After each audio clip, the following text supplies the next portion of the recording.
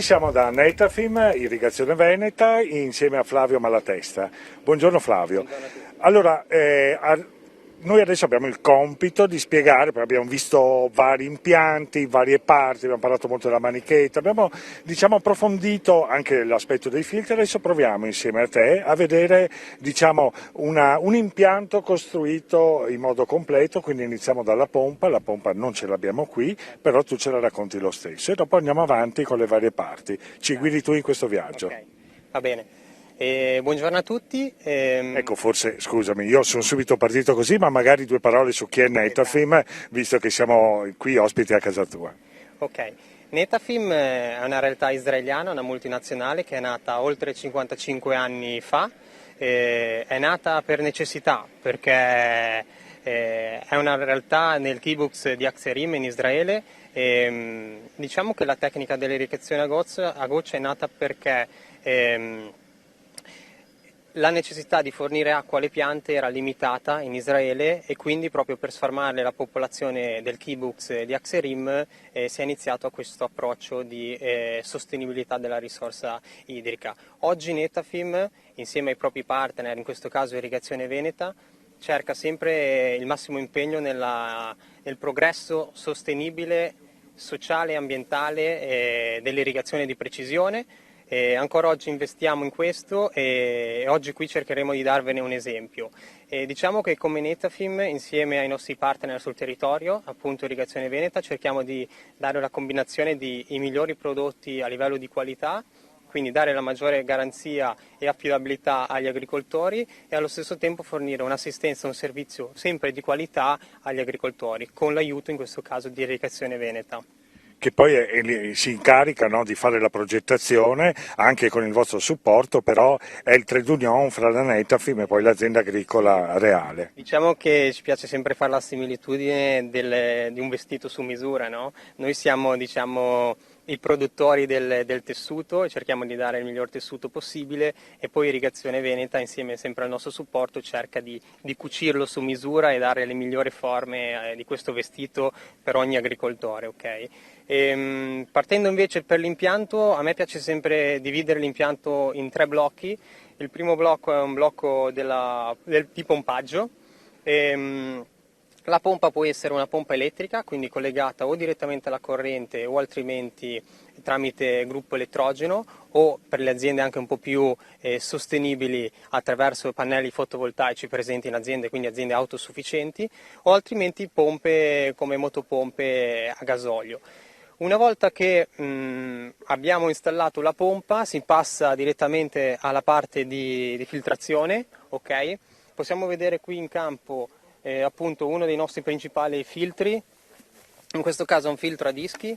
Noi abbiamo diversi filtri, abbiamo filtri appunto a dischi automatici e manuali, abbiamo sistemi di filtrazione a graniglia, a quarzite e anche sistemi a rete. In questo caso il filtro a dischi, uno dei più proposti, ha un collettore d'ingresso con il suo sfiato aria e il suo manometro per leggere appunto la Ecco pressione, questo, esatto, certo. questo qui. Dopodiché l'acqua entra all'interno di due valvole che gestiscono ogni valvola una calotta filtrante che presenta dei dischi, dei pacchi dischi, ogni disco ha ehm, dei, dei piccoli scalini zegrinati che permettono di bloccare le particelle di sporco e diciamo che questo è un filtro a dischi automatico, quindi abbiamo la sua centralina di controllo, la centralina di controllo chiaramente gestisce una alla volta le due calotte filtranti, in questo caso ogni calotta è da 20 metri cubi di portata ora e la Filtron, la centralina, permette di controllare il filtro o per differenziale di pressione o per tempo. Quindi io Ecco, imposto in quel caso interviene e fa il controlavaggio per eliminare, quindi intervengono le elettrovalvole, gli influssi si invertono, giusto? esattamente, E quindi l'influsso si viene inverte, quindi pulito. viene pulito, c'è sotto le valvole appunto il collettore di scarico e poi invece qui vediamo sotto le calotte filtranti l'uscita che va verso il settore, ok? In questo caso una volta che l'acqua è passata e ha filtrato, generalmente proponiamo dei filtri da 120 mesh, quindi 130 micron, una volta che l'acqua passa attraverso il filtro e generalmente viene installato un sistema di fertirrigazione, perché l'impianto che poi andremo a vedere appunto permette non solo l'irrigazione ma anche la nutrizione delle colture. Ecco, questo è un argomento che oggi pomeriggio abbiamo un po' trascurato, però uno dei grandi vantaggi della microirrigazione è quello di poterlo abbinare alla fertirrigazione con grande successo, perché andiamo a portare diciamo il concime nel momento in cui alla pianta serve e dove effettivamente si sviluppano le radici della pianta. Quindi questo è un modo per ottimizzare, anche in questo caso, per andare incontro verso un processo di precisione, ma innanzitutto di grande sostenibilità. Oltretutto poi i concimi liquidi in genere hanno una altissima efficienza e quindi è diciamo, in alcune aziende è stato il motivo per cui hanno sposato una microirrigazione di questo tipo. Assolutamente, noi ci teniamo sempre a combinare entrambe le tecniche, quindi irrigazione e FERT, perché comunque l'impianto, se non viene utilizzata la nutrizione attraverso il reticolo, diciamo, di distribuzione, per noi è un impianto non sfruttato al 100%. Okay? Ritornando al nostro percorso, quindi abbiamo la motopompa, dopodiché ci passiamo sulla seconda fase, che è il secondo blocco, che è quella della fertirrigazione insieme alla fertirrigazione. Di fertirrigazione noi generalmente proponiamo o cisterne come questa che potete vedere, sono cisterne di diverse dimensioni che vengono controllate attraverso una pompa chiaramente a gasolio, dove con un agitatore automatico è molto importante miscelare il nutriente liquido e poi pomparlo e distribuirlo nel settore. Abbiamo anche qui sempre un controllo attraverso il manometro delle portate dell'iniezione, facciamo partire la pompa e iniettiamo direttamente il fertilizzante all'interno del sistema. Quindi questo è un sistema da campo completamente autonomo con un motore endotermico che quindi attiva la pompa. Ovviamente io qui all'interno metto già una miscela dei concimi, quindi la formulo in azienda, nel centro aziendale, e quindi poi la posso portare sul campo senza dover creare tubazioni o quant'altro. Quindi se ho ben capito questo sistema autonomo, allora proviamo a indicare, questo è il motore. Sì, esatto, il motore con la pompa, la relativa pompa, e poi ci sono le tubazioni di iniezione, chiaramente in base alla miscelazione che vogliamo fare con diversi canali in questo caso. Quello che noi sempre consigliamo, oltre alla vendita, chiaramente l'installazione di un prodotto, è proprio un percorso di assistenza a 360 gradi, quindi da una prima assistenza di consulenza nel primo sopralluogo anche a poi una progettazione dedicata, sempre per comporre l'abito su misura, e tecnica agronomica. In questo caso, in questa fase, entra in gioco il nostro supporto agronomico, sia di Netafim come di Irrigazione Veneta, dove suggeriamo anche insieme all'azienda o all'agronomo che segue l'azienda il miglior piano di fertirrigazione, perché comunque le colture, in base al proprio stato fenologico di crescita, hanno bisogno di certi tipi di apporti sia di acqua che di nutrienti. Perfetto, quindi pompa, filtraggio, fertirrigazione e adesso? Esatto, adesso invece ci spostiamo in campo. In campo noi per le colture estensive proponiamo due metodi irrigui. Il primo metodo irriguo è un metodo irriguo superficiale, il secondo metodo irriguo invece è un metodo irriguo in subirrigazione.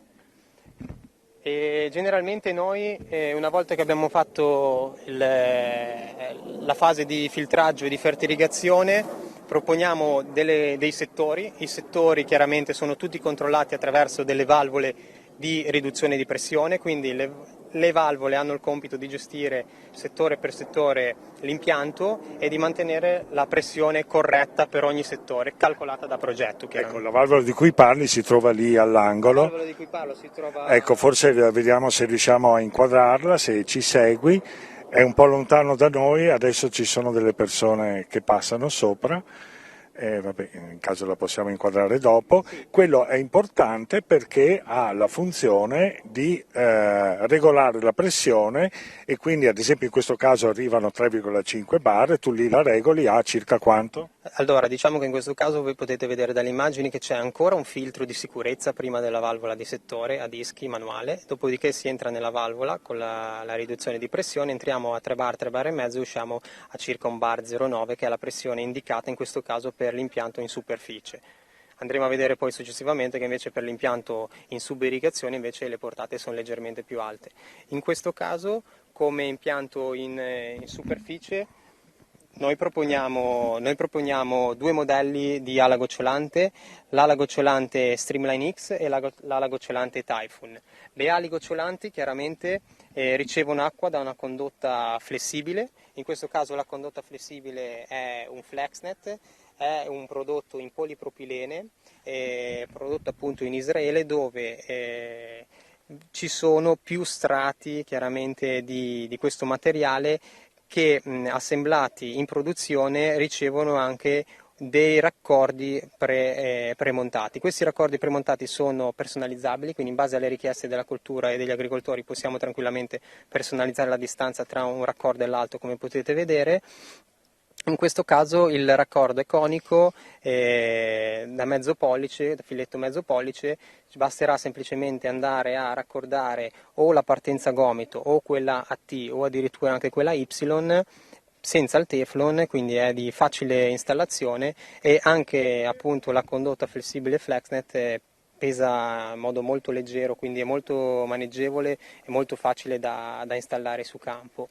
Le perdite sono pressoché nulle e una volta che abbiamo installato le partenze appunto possiamo stendere la nostra ala gocciolante. E nel nostro servizio è compreso anche la fornitura chiaramente della macchina che stende l'ala gocciolante, e appunto, come vi dicevo, l'ala gocciolante si divide in Streamline X e in Typhoon Plus. L'ala gocciolante Typhoon Plus è un'ala gocciolante che presenta un doppio labirinto nel gocciolatore, è un'ala molto performante, è un'ala che generalmente consigliamo per acque difficili o con impurità, come ad esempio ferri batteri. Per quanto riguarda invece l'utilizzo del Typhoon Plus, lo proponiamo anche in caso di distribuzione di effluenti zootecnici microfiltrati, mentre il secondo modello di ala gocciolante, che è lo Streamline X, è quella proposta per la maggiore. In questo caso è un prodotto che presenta un gocciolatore a singolo labirinto, e questo gocciolatore a singolo labirinto ha, oltre a una buonissima uniformità di distribuzione dell'acqua, anche una forte e resistente struttura al suo interno. Perché? Perché Streamline X presenta delle strisce di rinforzo esterne lungo tutta la superficie. Queste strisce di rinforzo formano un reticolo e danno struttura all'ala gocciolante e fanno sì che l'ala gocciolante nel momento della trazione, quindi della raccolta a fine stagione, è più resistente e non si strappa, quindi elimina chiaramente tempi di manodopera o tempi morti. In questo caso altri valori tecnici del prodotto Streamline X possono essere due strisce di rinforzo interne, che sono presenti anche nel modello Typhoon Plus. Queste strisce di rinforzo per noi sono molto importanti perché teniamo moltissimo all'uniformità di distribuzione su tutto il campo, quindi queste strisce di rinforzo ci permettono, che passano in prossimità degli angoli dei gocciolatori, ci permettono di evitare eventuali perdite. Perché? Perché comunque il gocciolatore viene termosaldato durante la produzione, quindi il rischio che la parte dove è termosaldato il gocciolatore possa rimanere leggermente più sensibile.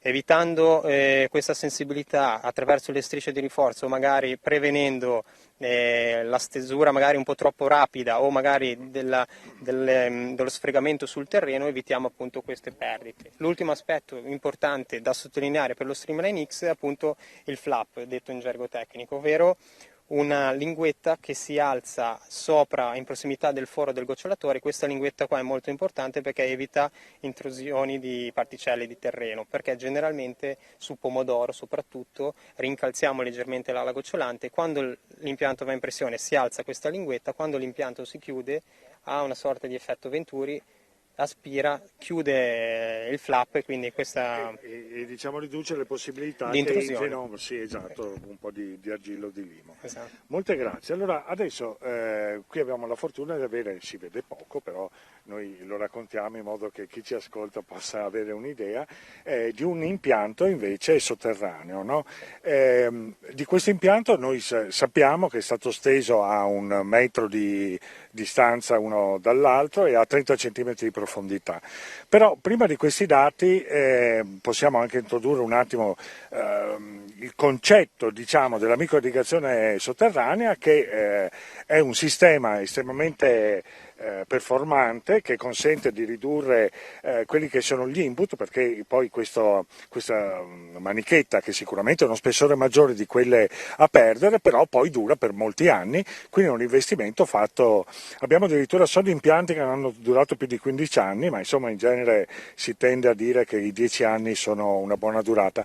Ma al di là di questo c'è un altro aspetto che mi preme, poi entriamo un po' in alcuni aspetti tecnologici, quello di come scegliere se fare uno o l'altro, di quando avventurarsi, diciamo, no, su un impianto di subirrigazione, quali sono gli aspetti che un agricoltore dovrebbe valutare per poter decidere, beh dai, provo a fare un impianto sotterraneo. Io mi posso immaginare la cultura, il tipo di terreno, ma forse anche l'approccio che ha con le lavorazioni, l'approccio che ha col calpestamento, con la galleggiabilità dei suoi mezzi agricoli. Cosa mi dici? Allora, innanzitutto, come dicevo all'inizio, sicuramente come inventori dell'irrigazione a goccia cerchiamo sempre di investire in tecniche di sostenibilità idrica, in questo caso la subirrigazione ne è proprio un esempio. Siamo stati promotori della subirrigazione perché crediamo proprio che riduca ancora notevolmente gli input in agricoltura e quindi in irrigazione di precisione in questo caso. Chiaramente la tecnica della subirrigazione è una tecnica non semplice, come appunto facevi notare giustamente, bisogna trovare l'azienda e anche noi dobbiamo essere bravi a capire l'azienda che è predisposta in un certo tipo di gestione della tecnica. Sicuramente la tecnica deve entrare in una visione un po' olistica dell'azienda agricola, quindi deve esserci una visione proprio di insieme dei componenti di questa azienda, e per componenti non intendo solo la parte della gestione idrica, ma un po' tutto il contesto aziendale. In questo caso investire in una tecnica che è la subirrigazione chiaramente è un investimento che ti porta ad ammortizzare, se gestito nel modo corretto, l'impianto e ha notevoli vantaggi. Giusto per citarne alcuni, un vantaggio importante è la riduzione della manodopera, perché comunque l'impianto lo installi una volta e poi devi semplicemente gestirlo anche attraverso sistemi e prodotti forniti da noi.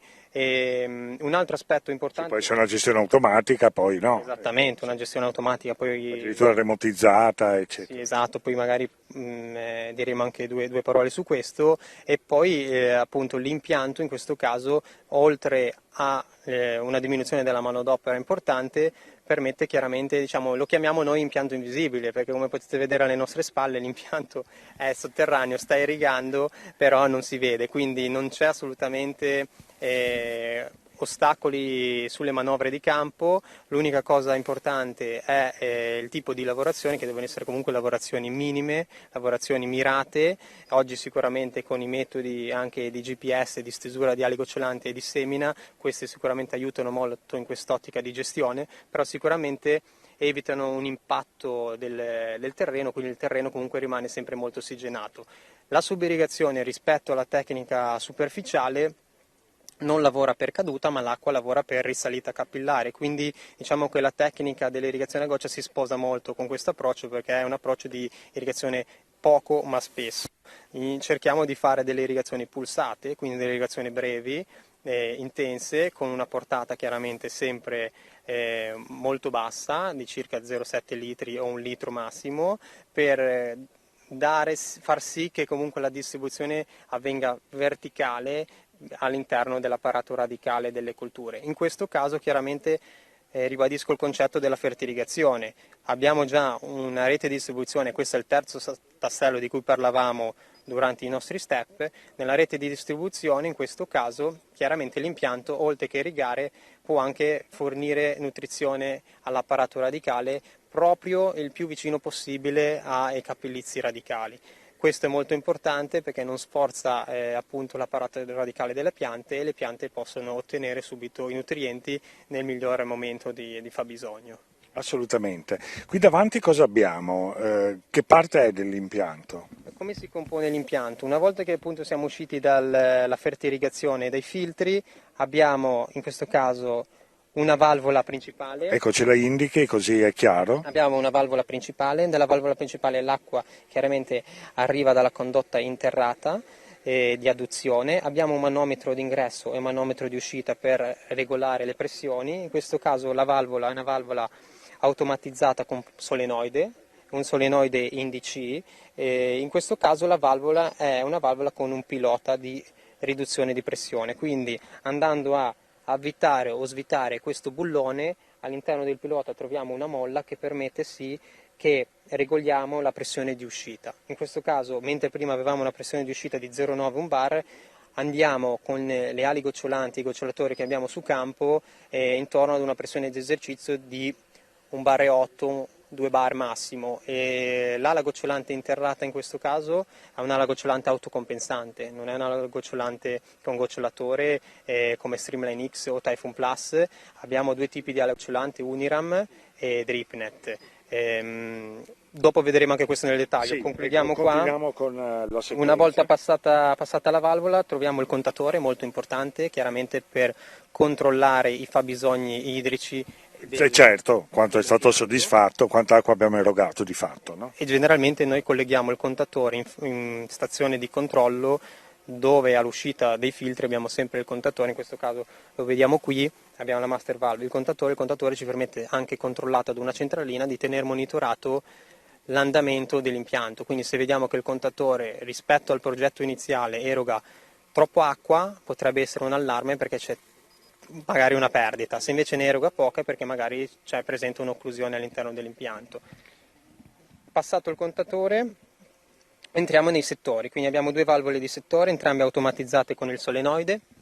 In questo caso abbiamo creato anche un sistema Venturi, come potete vedere in questo caso il Venturi di colore azzurro. Questo Venturi prende acqua dalla condotta principale, abbiamo la valvola appunto di riduzione pressione che crea il delta per far funzionare il sistema Venturi e poi inietta, collegando un tubicino, in questo caso qui all'uscita del Venturi, inietta il concime liquido chiaramente per la fertiligazione. Dicevi qua i due settori e quindi qui abbiamo un campo diviso in... Abbiamo un campo diviso in due settori. Diciamo in senso longitudinale? In senso chiaramente per il lungo, abbiamo in questo caso la testata nel lato corto generalmente. La testata non è in questo caso una testata come abbiamo visto prima FlexNet, è una testata che resiste a maggiori pressioni. Okay. Questa testata qui gli vengono collegate alla testata le ali gocciolanti autocompensanti come dicevo prima e poi abbiamo anche una controtestata, un controcollettore che permette di unire l'impianto e quindi nel caso fare manutenzione e spurgarlo. Generalmente il controcollettore lo mettiamo a una profondità più bassa e con un tubo anche più piccolo per velocizzare il flusso dell'acqua e facilitare lo scarico delle condotte. Come dicevo prima, qui l'impianto è dotato di ali gocciolanti autocompensanti, quindi abbiamo una membranina all'interno dei gocciolatori che erogano la stessa quantità d'acqua su tutta la superficie a prescindere dalle pressioni d'ingresso o magari dai dislivelli presenti in campo.